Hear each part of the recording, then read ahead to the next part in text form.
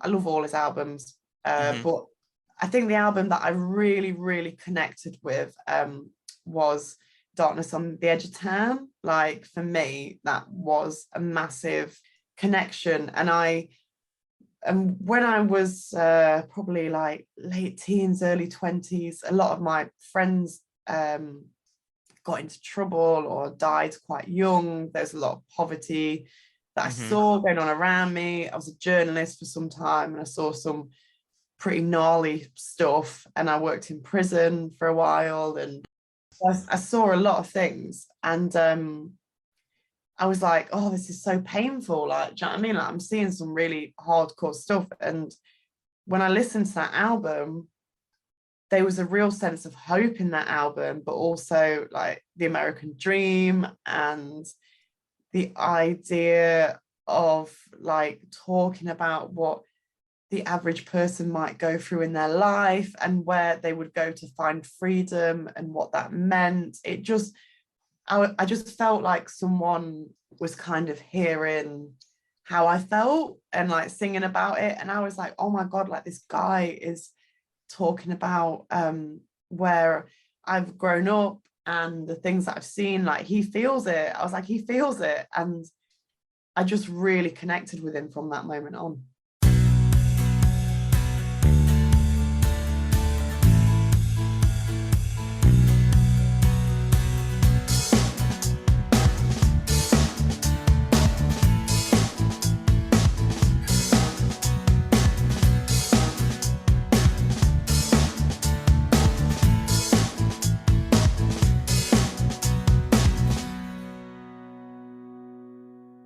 Hello, everyone, and welcome to a new episode of Set Listing Bruce, your podcast all about Bruce Springsteen, his music, and mostly his fans.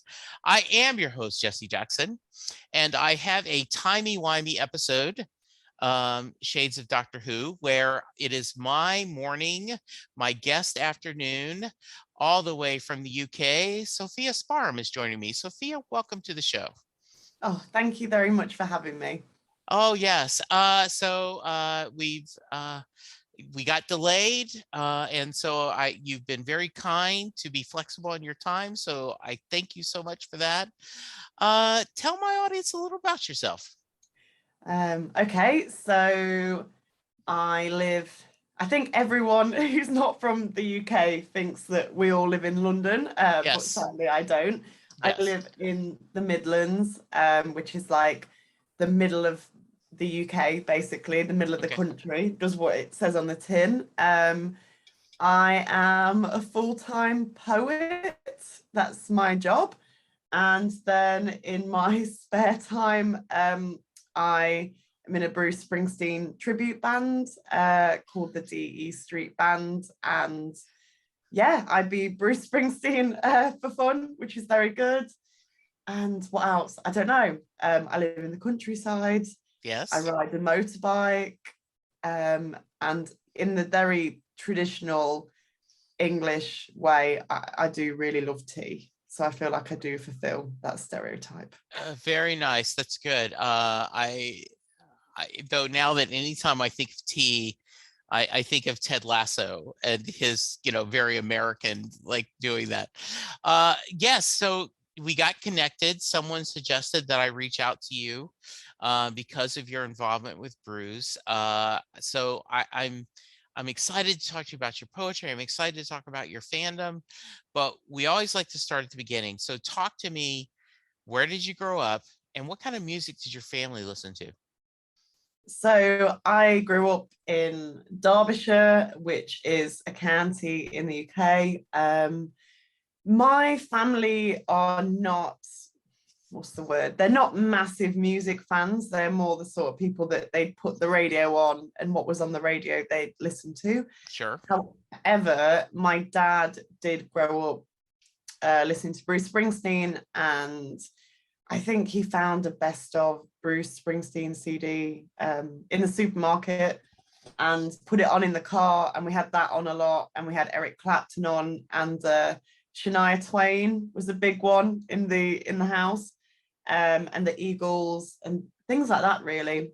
So at first I think I I was just like, oh, what is this music? It's my parents' music sort of thing. But as I got a bit older, I really grew to love it. So yeah, and then I definitely went more down the music fandom route than my parents. Like I got very obsessed with music from a young age, but I kind of started, I was listening to metal and punk and going to punk gigs. And then I got a bit older and got into hip hop and obviously poetry, and I'll listen to anything. But yeah, then I came back to all my parents' music, and it's great.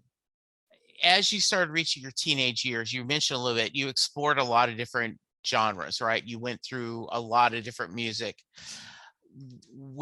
Talk to me a little about that. What were you liking as a teenager and as you went through, secondary school and even university? So when I was a teenager, probably one of my favorite bands in the world was a band called My Chemical Romance. Okay. Who are, I think they're from the same kind. I think they're from New Jersey as well. I think so too. Yeah. But yeah, so that was like a big band for me. But things like that really. So them, things like Green Day, the Red Hot Chili Peppers, going a bit older, like things like Led Zeppelin and Black Sabbath, and then it just got heavier and heavier. So then it got into things like Napalm Death and really like metally stuff, basically. And I loved punk as well. Was really into punk. And I suppose when I got to university, it was more, I guess, more the punk thing, and more the heavier the metal I could find, the happier I was. And I got into bands like L7 and really loved grunge. So things like Soundgarden and Tad and like that whole Seattle scene, was super into that. Yeah, a lot of things basically. Like was also really into Bob Dylan and stuff like that. As when you rediscovered Bruce as, kind of not as your parents' music, but as your own, what about his music spoke to you? So I think I'm really listening to lyrics. I'm really into lyrics as well as music, because that's my currency. Words are my currency. And what really spoke to me is that even though I was a woman in the UK and he was an American male, a lot of the things that he spoke about, like the American dream, being working class, trying to find your way in the world, just talking about everyday life and everyday people, and making that really special and fantastical.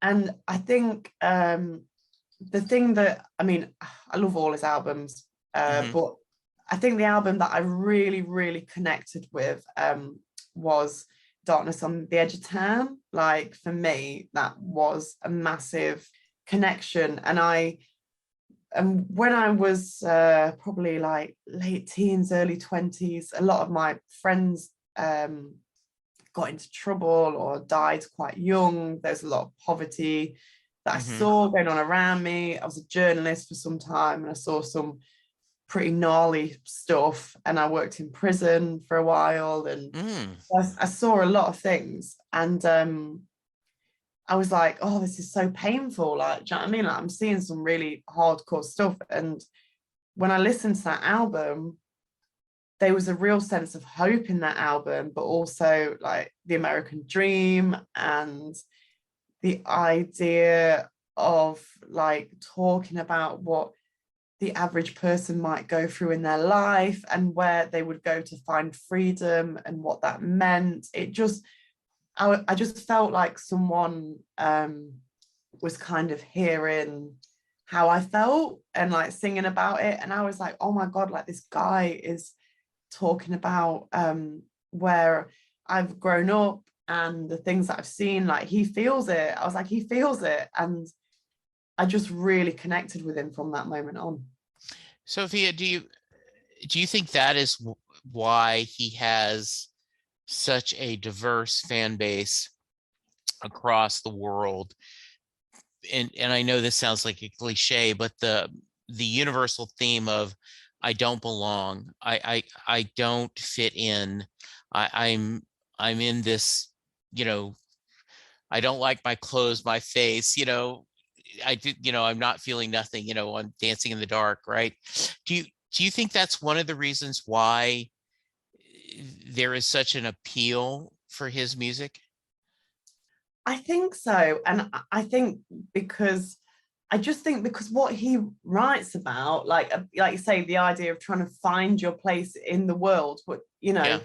but I think also just because he writes about the everyday, Yes. like, do you know what I mean? Like he's not writing about some crazy sci-fi going out, Yeah. whatever story. He's writing about like real things and places and people, and talks about a lot of themes like struggling for money or struggling in your community, or trying to make a long marriage work and it's not working, or trying to work out what a relationship is, or a lot of like the Born to Run stuff is like coming of age stuff, so like trying to figure out who you are and identity and what that means. And I think a lot of people can relate to that. Do do you, well, have you always wanted to write poetry? Like, is that always that muse been in you? And do you think that is part of another reason why, because his lyrics fed that part of you that wanted to put your own voice out there, your own thoughts? Writing poetry has been something that I've writing in general has been something that it's not like a want, it's like a need. It's just like something that I've always done, like, I mean, I do want to do it, but I just feel like it's just something that I've always done from a young age up until now. And I don't ever remember a time that I wasn't writing. Obviously when I was a kid, it was not a professional thing. But I feel like he has been a massive influence on my work. So my latest collection that I brought out last year, he was one of the main influences, basically, and it was him and Tom Waits that were like massive influences on that collection. And I find his lyricism absolutely breathtaking. And something that I think what writing does is, I think that writing you can look at the everyday thing from just a slightly different angle. And I think that's what good writing does. It's like looking at something that's so like, I don't know, it could be someone buying some chips from a shop, or it could be like just walking down a park and seeing something in a hedgerow or whatever. But it's just having that same thing that everyone else sees, but just that slightly different angle on it. And I think that's what he does so well. And I think that's what writing in general does well.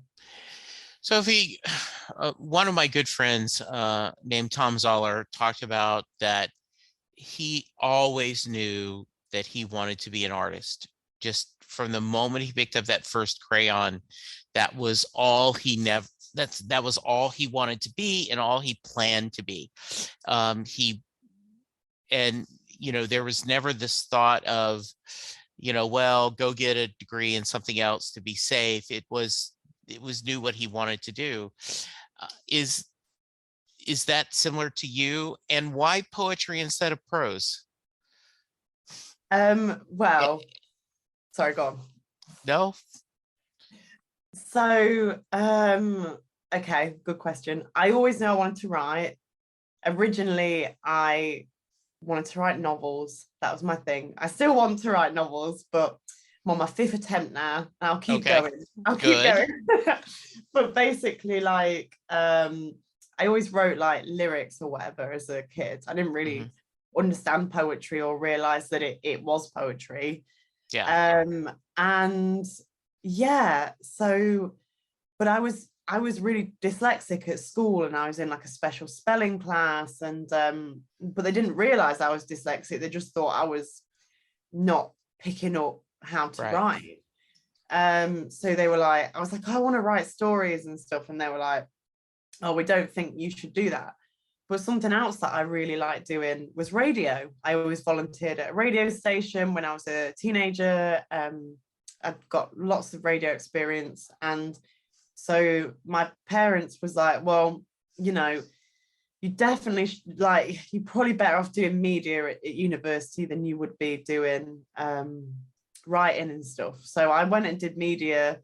I ended up leaving university and I worked at Brixton Prison in London, which has got a radio station in the prison.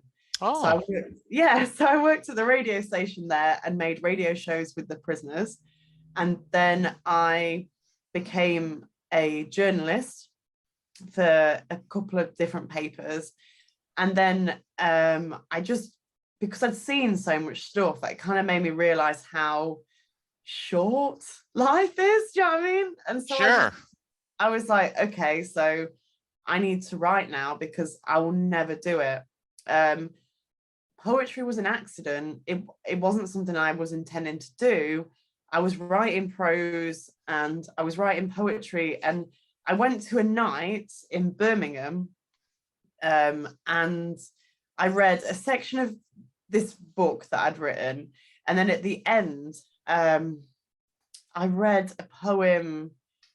There were some riots in America. I can't remember which riots, which is awful, but I Which is remember, sad to say, but yes, I know exactly what you're saying. yeah, Yes. yeah, and it broke my heart. And I remember watching it on the news, and I wrote something like a poem, and I read that at the end, and I didn't really think anything of it, but I felt it so much in me, and I wrote it.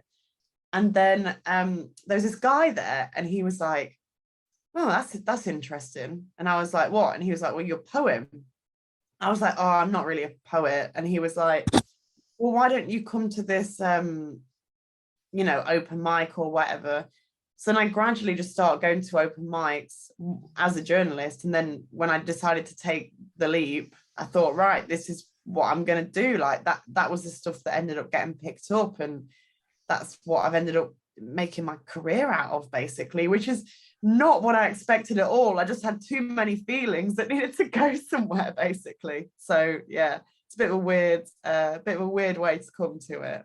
Oh, that's lovely though. That's really lovely. You mentioned you have what's your latest release? It's very silly.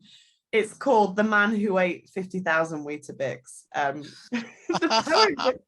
The poems are quite serious, but I'm a massive fan of I think poems can be really serious, but I think they can also be really playful.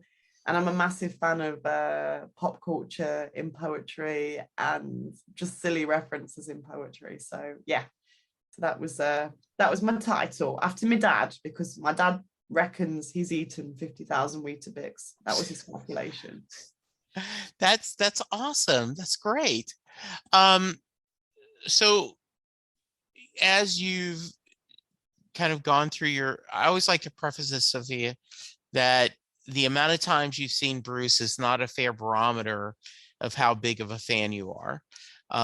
There are people who have never seen him live. There have been people who are lucky enough to live in the East Coast that found him early, that have seen him hundreds of times. For the record, do you count how often you've seen him, if you have seen him? And if so, how many? Well, I have seen Bruce Springsteen a total of one time. Okay. And I'm very sad about that. I'd like that to be more. Yes. But I am in my late 20s. So a lot of the tours Yeah. I would have missed, sadly. But I saw him at the Isle of Wight Festival, which was, I want to say 2011. Okay. It might have been 2010. I'm not sure. But I saw him then. The lineup was amazing. It was like my dream lineup. It was Tom Petty on the Friday, Pearl Jam on the Saturday, and then Bruce Springsteen on the Sunday. It was amazing. Feeling pretty good.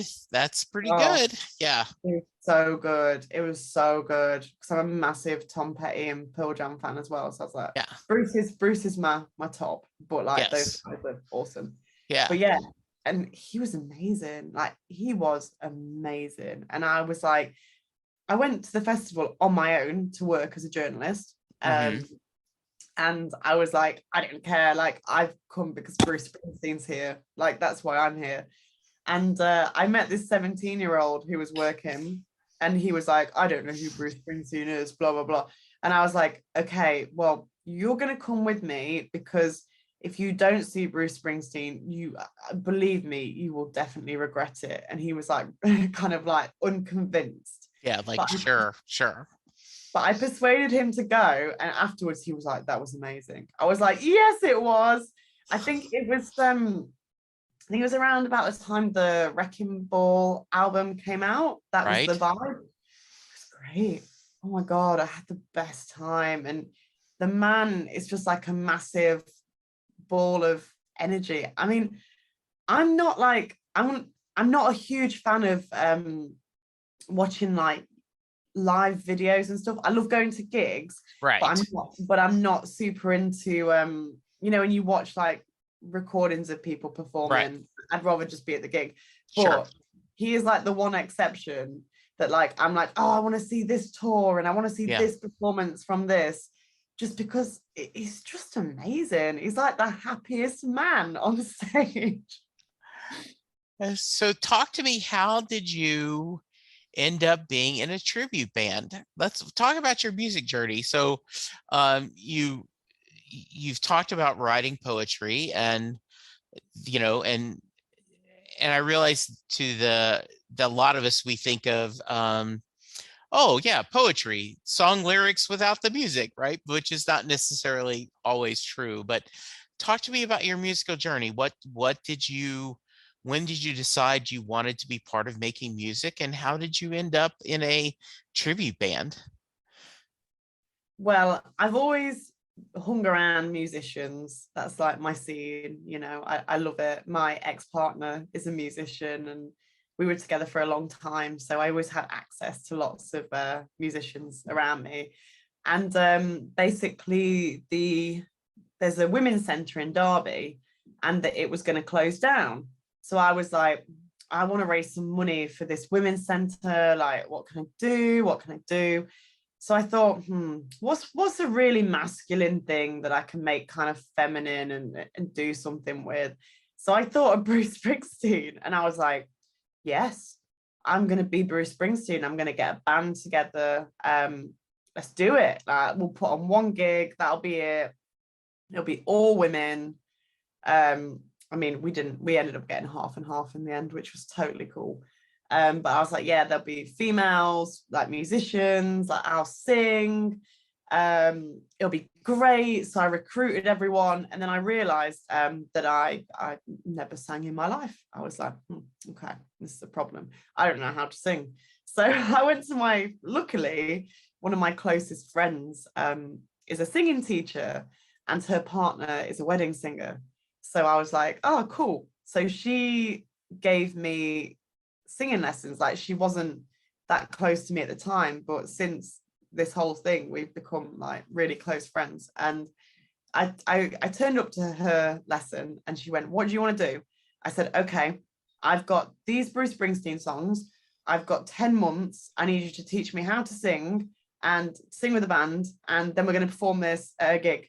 And she was like, okay, let's do it. And that was the journey. I went singing lessons every week. I practiced every day. We rehearsed as a band, and it was great. We raised about £1,000 for the Women's Centre. It was a really good gig. And after it, we were like, oh my God, that was so much fun. Like, we had such a good time. Let's do more gigs. And like, the people in the band are all professional musicians. Like, I'm probably like the least experienced out of everyone, but I know I organize things basically, and I can do that. So Yeah, it's been great. Like, it's just been so much fun. Everyone loves playing together. Like, we just have so much fun. I really like to think of us as like a party band, like bringing the hype, like and trying to bring as much energy. Like I like it to be really high energy, really fun. Yeah, you know, we've got a cardboard cut out of Bruce that we bring and Oh, like how funny. yeah, leave it at each gig, like, and you know, people get drunk and dance with it, and it's great. But I want, my whole thing is like, I want to bring joy. Like, I think joy is a wonderful thing, and I think it's so lovely to perform in a band, singing songs that you love, and just spreading joy. Like it's Sure. great. How do you pick what, well, you talked about, you know, you went to your friend who's the music coach and said, okay, here's the 10 gig songs, teach me to sing, right? Teach me how to play. And as you guys have continued, how do you pick your set list? What songs do you decide, yeah, we want to play these? Are there songs you go, we have to play these? Talk to me a little bit about that musical selection. Oh, there's so many songs that we've got on the list to learn. I mean, Yeah, most of the stuff that we do is kind of pre the Rising album. sure, So like sure. all the classic hits, like I don't know, just stuff that you would want to hear Right, at a exactly. Springsteen Yeah, gig. You know, like if you had a greatest hits album, yes, like that's what I want to, like that's what we can do basically. But me and my guitarist, we're the kind of ones that we watch live Bruce gigs, like we think about what would work, we have conversations. So we're like, one of the ones that we've not yet nailed yet that we really want to do is Jungle Land. Like we're dying to do that song. okay. And we're like, okay, so you know, and we kind of make plans around that. So we're like, right, we've not done this yet, we'll do that. But it's, the idea is to have a lovely mix of songs, you know, from, I want to play stuff that people want to hear, but I Sure. also want to do, the more we play as a band, the more obscure and stuff Right. I want to do. And we get a lot of inspiration from watching Bruce Springsteen gigs and seeing how he does stuff. Like, you know, like I love watching the shows with him and Clarence where they're like really playing off each other, you know, really Right. having fun on stage. And that's what we did when we did we did Fire, and there's that video, I can't remember what era it's from, when they're just like proper like messing around and like creeping up on each other and stuff, and like me and Nick, my guitarist, were like, right, yeah, we need to do this, like we need to bring this sort of energy like to the stage. And so yeah, we use a lot of the live gigs as inspirations as well. So I was lucky enough to there was a local Dallas. I'm in the Dallas, Texas area, and they had, you know, Thunder Road, which is their tribute, you know, the Dallas Fort Worth tribute band. And I was lucky enough to go to one of the practices and watch them practice. And then afterwards, I put my recorder in the middle of a table and all of us just kind of visited. And what was funny, Sophie, is almost the same conversation had to them. They're like, yeah, there's certain songs we know people want to hear, so we want to play them. Then as fans, though, we want to throw in like, oh, we should really learn Tougher Than the Rest, or, you know, we should learn, you know, Waiting on a Sunny Day. All right. Or they'll talk about songs that they think as a band would work really well, even if that wouldn't be quote unquote on the greatest hit CD, right? So how do you mix that up? Because the audience is not exclusively necessarily Springsteen devotees, right? Like, yeah, like if you said, okay, if you're a massive, if you own more than 10 Springsteen CDs, come to this show, you could do a whole different set list than someone who's just, you're playing a gig at a bar and they're there just to hear a band. Oh, it happens to be a Springsteen band. Oh, great. I can't wait to hear them do Glory Days. So I don't know if there's a question in there, but please fill in and just kind of give me your thoughts. Well, we decided to look at the songs that Springsteen covers, Yeah. basically. So we looked at Proud Mary, which we do, and we looked at Twist and Shout, and we also did Save the Last Dance for Me, which is great, just because we thought they were really nice songs, and we've seen him cover them, so we were like, yeah, we'll put those in. Well, because you talk about that, there is that great video, right, where he picks up the sign and the guy's like, it's Mother's Day and I want, you to do a song for my mom. And, Bruce is like, oh, it's got to be a good, we need, and then they do that last dance when he dances. And I don't know, I'm sure most people know, but the story is the guy who wrote that was in a wheelchair. And so he wrote that because he saw his wife dancing with so many people, like even at their wedding. And he kind of thought that idea that that's okay, because I know she's going to be coming home for me and it's okay. So I now want to, hopefully there's somewhere on YouTube, you guys doing Save the Last Dance for Me, so I can go check it out, because I want to hear that. It's a lot of fun to do. We did it at a wedding, actually. Can you say that? We did it at a wedding last year, and yeah, it was great to learn. But I love doing Proud Mary. Yes, I love doing that song as well. It's just so much fun to do. Like, it's just so high energy, and yeah, and that's the thing, because it's like you're saying, like, you can do a show and it's just purely, Springsteen songs, and that's like great. But if you're, when we're doing bar gigs and stuff, we're like, well, we'll mix it up a bit, we'll bring stuff that he covers, so we're still in that remit, but then also we've got a few other bits and bobs to throw in. Like, we do the song that he wrote for Patti Smith, we do Because the Night, and I just love doing stuff like that. It is fun. So Sophie, talk to me about this past 2 years with the absolutely crap years we've had with the pandemic and all the political strife there in the UK and here in the US. So, did that fuel any of your poetry? And talk to me, like, were you guys just dying to get back on stage? Was there that itch to perform live? It was really weird, because we did a Bruce Springsteen gig, and then the week after we were all in lockdown. So that was the last gig that I did at a community centre in Derbyshire, and it was really fun.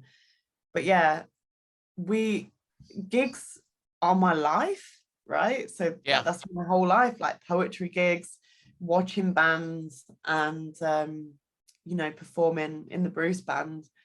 And when lockdown hit, it was like someone had cut off my limbs, like, it was like so weird, and there was so much space, and I mean, like, I'm not complaining, because I feel very, very lucky to be in good health and to have lovely friends and family, and do you know what I mean? My situation wasn't awful. I lost all my work in 3 days because I'm a freelancer. And that was really hard, because I lost a year's worth of work through COVID, and that was really scary. Luckily, Zoom saved my career. Yes.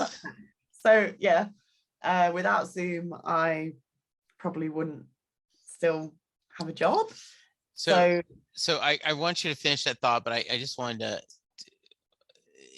There is not a lot that has come that is good that has come out of COVID, but on a pure small ray of sunshine, I've been doing this podcast 6 years. And so I used to record via Skype, and people are like, Skype? What is Skype? I don't know what Skype is. What do you mean? And there'd be all this confusion. Since pandemic, when I go, I'm recording via Zoom, 99% of people go, oh yeah, okay, fine. So Zoom has become this kind of universal connection between everyone and all cultures, hasn't it? So true. Like, I've been teaching people on Zoom that I would never normally have access to. So I was teaching kids in care, really up north in the UK, that I wouldn't be able to get to normally. And something that has made me really aware about is like accessibility stuff. So I've been teaching carers and people in care, doing poetry workshops with them via Zoom. They would never normally be able to get out to a poetry session, because they're full-time carers and the people they're with need full-time support. So it's actually made me really aware of what is accessible to people and think about things that I never would have thought of before, which I feel really happy that it's highlighted. So it's made me think about approaching things differently, basically, when I think about my own work and think about what people have access to and how more people could have access to things. So I'm really happy about that. That's been a really good thing. But yeah, it's been a really crazy year for me. So yeah, gigs stopped, and work stopped for a time until things got rebooked via the power of the internet. And everything was so uncertain. Like, I didn't know if I was going to have to get another job, or I didn't know what was going to happen. Me and my partner broke up after a 10-year relationship, and that happened during the lockdown. We are still very, very good friends, and I love him dearly. So it wasn't a nasty breakup, but it was just everything kind of changed and flipped on its head. And I should say also, he is in the Bruce Springsteen band, and it's always helping me, like, learning bits and bobs and whatever. So just my whole life, like, just flipped. But it's also made me really, really appreciate what I do have, and my friends and my family. And now that we're coming out of it again, like, I was actually at a gig last night singing with his band. He's in a punk band, and it was really great. That's awesome. And like, I do a track with them, and he was like, "Oh, will you come and sing with us and stuff?" I was like, "Yeah, it'd be great." And it's just so nice to be back out in the world, cautiously, I might add.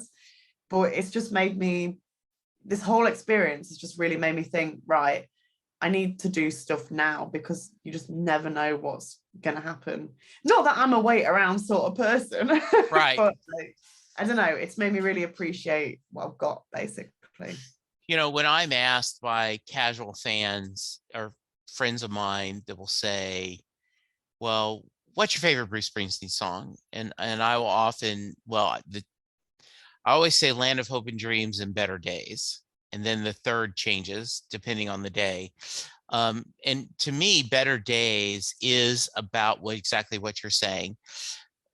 Not waiting for your life to begin, enjoying the here and now, enjoying the journey that you're on now. Like, instead of necessarily, oh, well, once this pandemic ends, then I can get back to normal. Well, no, where I'm at now is where I'm at. What can I do? How can I be creative? Can I use this time to write? Are there things to do? And so I think that's a really well said, because too many people do, in my opinion, keep waiting for, well, I'll do this when the time is right, versus just doing it. I can't tell you how many people, Sophie, will say, yeah, I've been thinking about doing a podcast, but I'm going to wait till the right time. And I'm like, no, just do it. Just here, come on, join me on, and we'll do a pilot episode of what you want to do. And we'll do that. Let's get you started. So, thoughts on that? Yeah, no, I think you're totally right. I'm just, yeah, I feel like if you want to do stuff, you should do it. Like, you know, Yeah.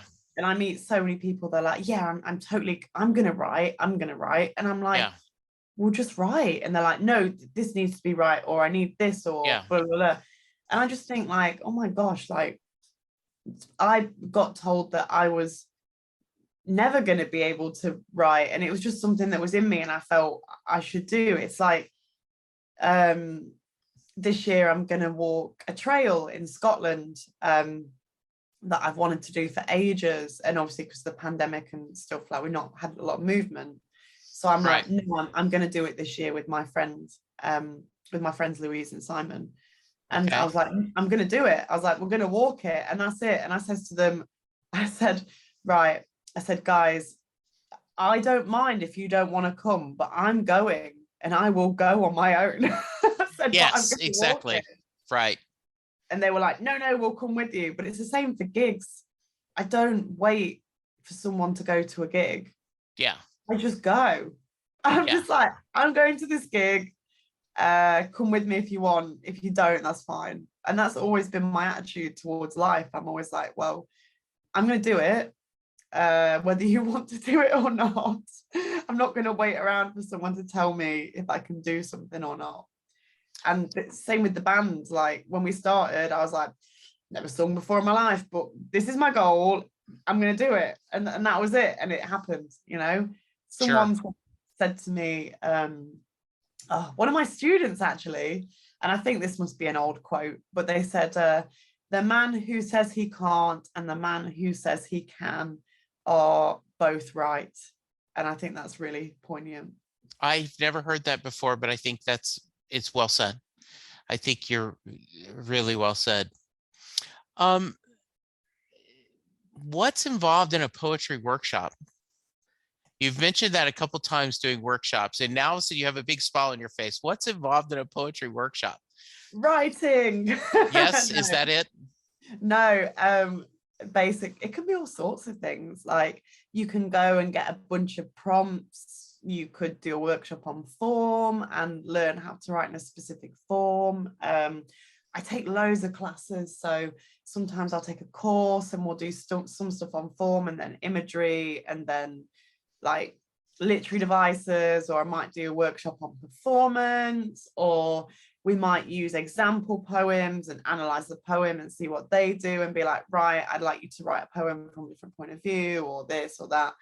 A poetry workshop is about play. I think people don't, some of the best writing comes from when you feel free, you know? You need to feel free to write and feel not judged. Yeah. And when we write, a lot of the time we self-edit as we go along. So we never allow ourselves to truly feel free or to play, or, you know, like just to write for the sake of writing. And because we always have like an end goal in mind, this will be this will be that, this is going to be a poem, this is going to be a short story, this is going to be a song. When if you just go like, okay, this could just be nothing, I'm just going to like mess about, sometimes we get the best stuff come out of that. And I think as adults we don't really allow ourselves to do that. So that's something that I really like to encourage with writers. I'm like, hey, you don't always have to be like super productive. You can just write for the sake of it and enjoy it. And I think, yeah, when we feel free and comfortable, I think that's when we surprise ourselves the most as writers, you know, and get the best results. So that's what I try and encourage. So I've had a lot of different guests on the podcast, and I'll have people that are passionate. I'll give you an example. I had a passionate Who fan on. I've had a passionate, a Bee Gees fan. I've had other, people that Gang of Youth fan on. And I will say at the end, I'll say, this is a blind spot in my pop culture. And they'll say, oh, well, here, let me send you, here's a sample of things you can test. I have always been a major reader. I always have started out with comic books and quickly went into finding science fiction and fantasy, and the library was my favorite place growing up, but I've never explored poetry. It is a blind eye in my thing. So where's a good place to start for me? Like if you're like, oh, Jesse, you're missing so much joy. If you love to read, you know, what's a good place to start? Obviously, besides your book. Oh my gosh, there's so many amazing writers, like contemporary poets. Yeah. So there is an anthology by a publisher called Blood Axe, which is UK based. Okay. And the anthology is called Staying Alive. Okay. And that has got a massive, massive wide range of poetry in. Okay.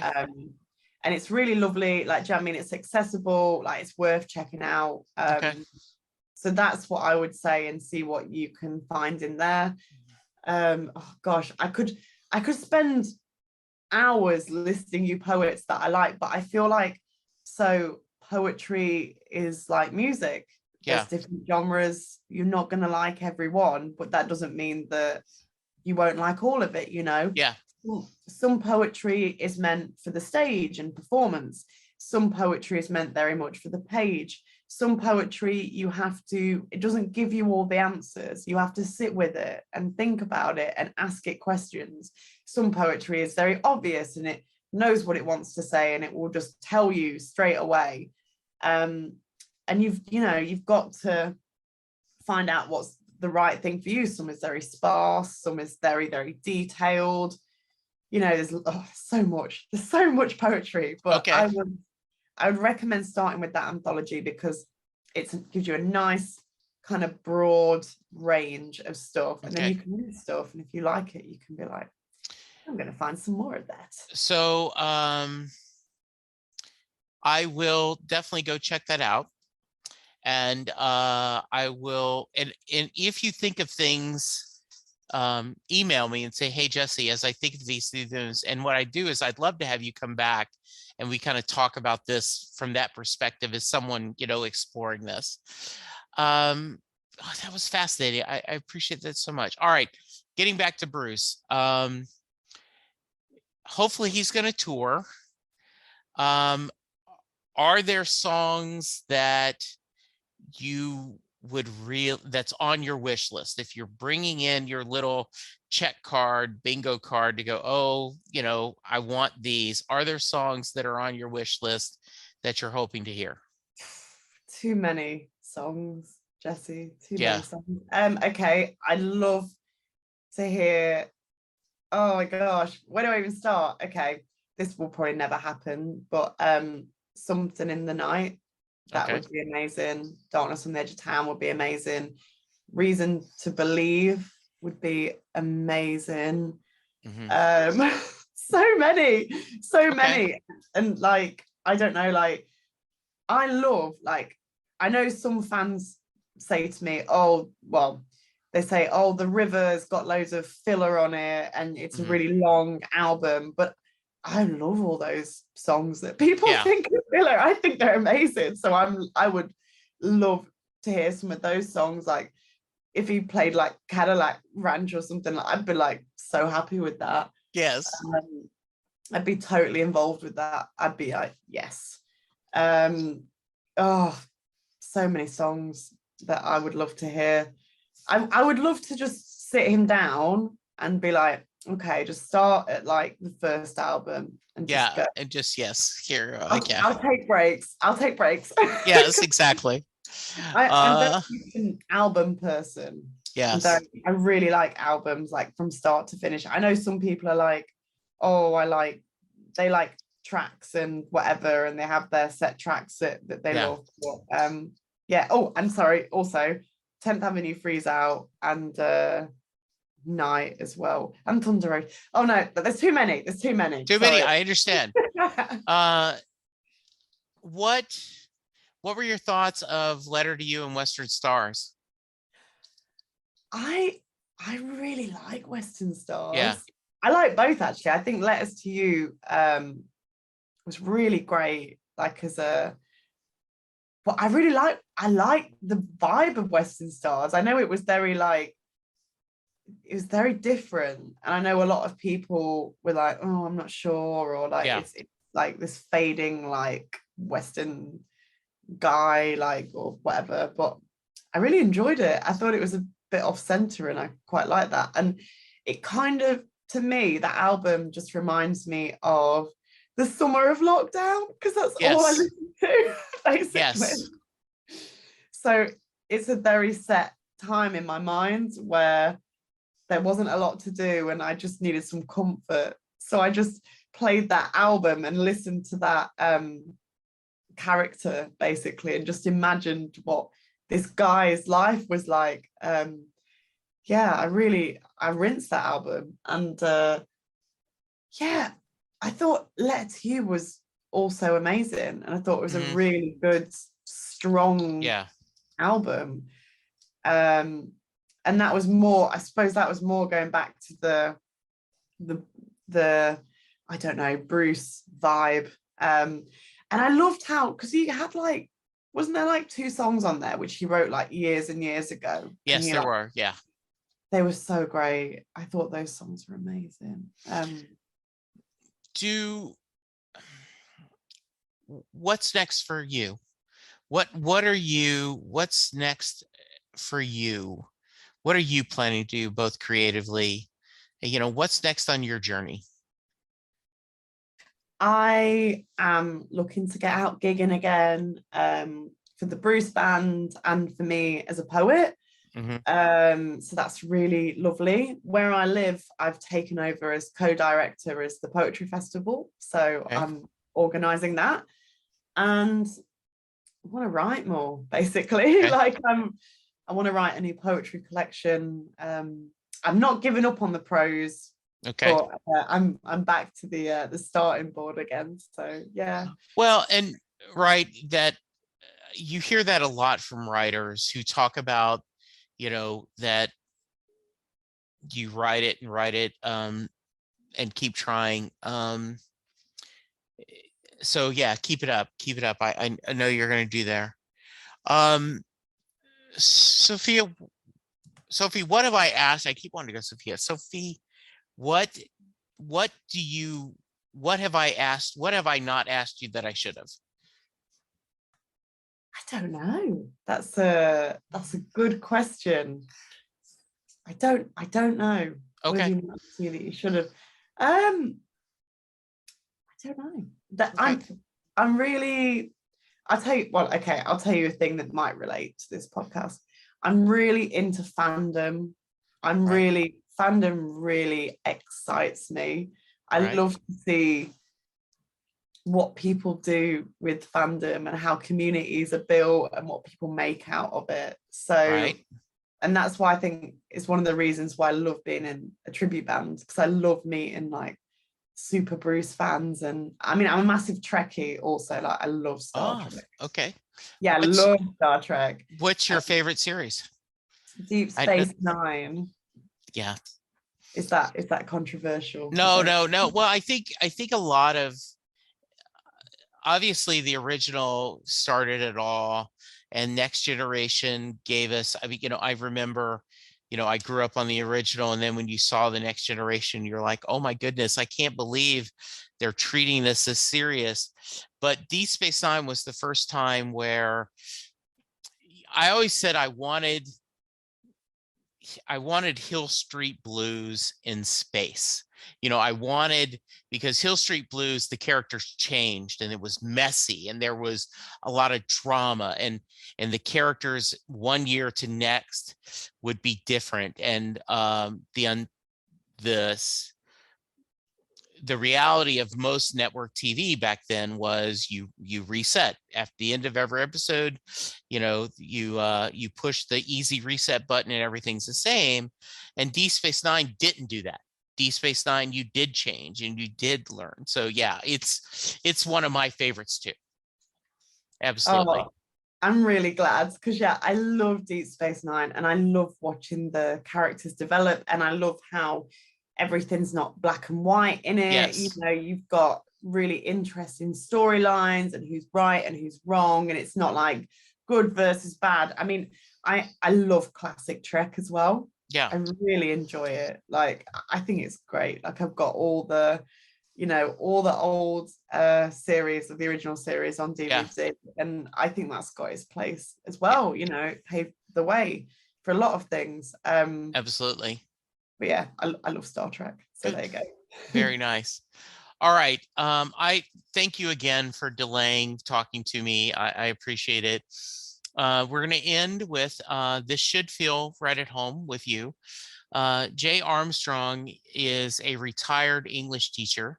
He has a new book out, Bedtime Stories for the Living.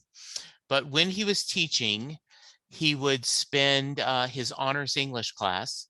He would do a lot of talk about prose and poetry, but they would take Thunder Road, and over 2 days, they would break it apart. They would look at all the lyrics. They would talk about the themes that Bruce is exploring. They would use the imagery. He would compare it to Robert Frost, The Road Not Taken, and other great poems. And at the end of the 2 days, as you were talking about, sometimes you got to think on a poem, right? He would ask his class the question, does Mary get in the car? So, Sophie, that's your question. Does Mary get in the car at the end of Thunder Road? She totally gets in the car.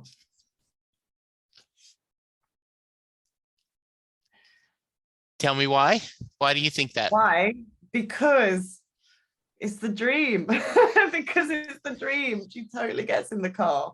I'm sorry, but if Bruce Springsteen pulled up in a car and opened the door and was like, let's blow this town, baby, you'd be like, hell yes, I'm getting in that car. And that's it. And she doesn't look back.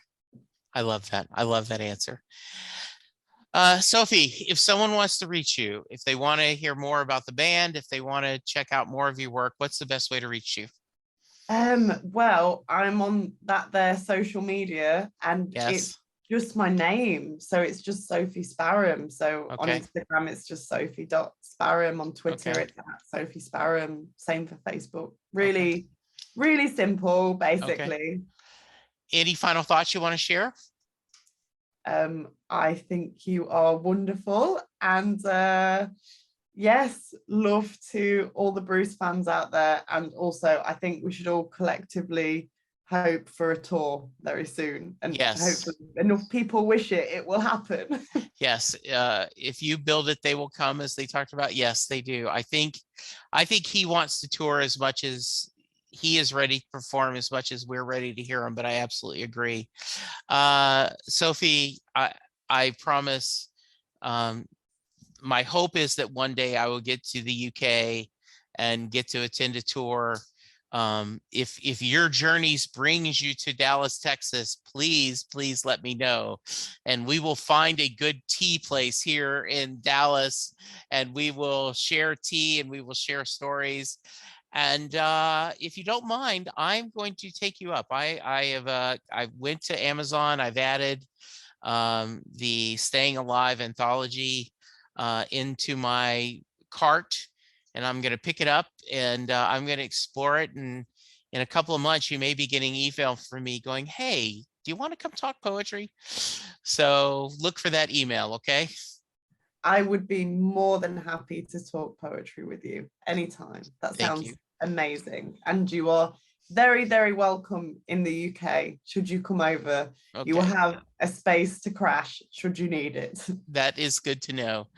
Listeners, you go get vaccinated, go get boosted. Let's all be kind to each other as we're recording this, the 1st of March. It's some scary times out there. There is a lot going on around the world. So let's be kind to each other, because really, that's the only way to get through this. Thank you, Sophie. Thank you, listeners, and we'll talk to you soon. Goodbye. Thank you very much. I want and need your feedback. You can reach me multiple ways to tell me what you like or don't like about the show.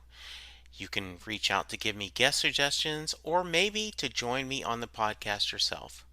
We're on Twitter at SetListingBruce or at Jesse Jackson DFW. I have an Instagram, SetListingBruce or Jesse Jackson DFW. Our Facebook page, facebook.com/SetListingBruce. Go to patreon.com/SetListingBruce to find out how you can support the show, and we have several tiers of support. Please go to your favorite podcast player and hit subscribe. And tell a friend about the podcast, because that is the way we're going to grow. If you're not tired of hearing me speak, you can hear me on Next Stop Everywhere, the Doctor Who podcast, where Charles Skaggs and I talk all things Doctor Who. The How Many podcast, where me and my friends Gary, Scott, Bob, and Jr. talk pop culture. And finally, my newest podcast, The Last Best Hope for Conversation, a Babylon 5 podcast, where Karen, Lou, and I are going through the TV show Babylon 5 one episode at a time. I am always looking for guests, so please reach out to me, setlustingbruce@gmail.com.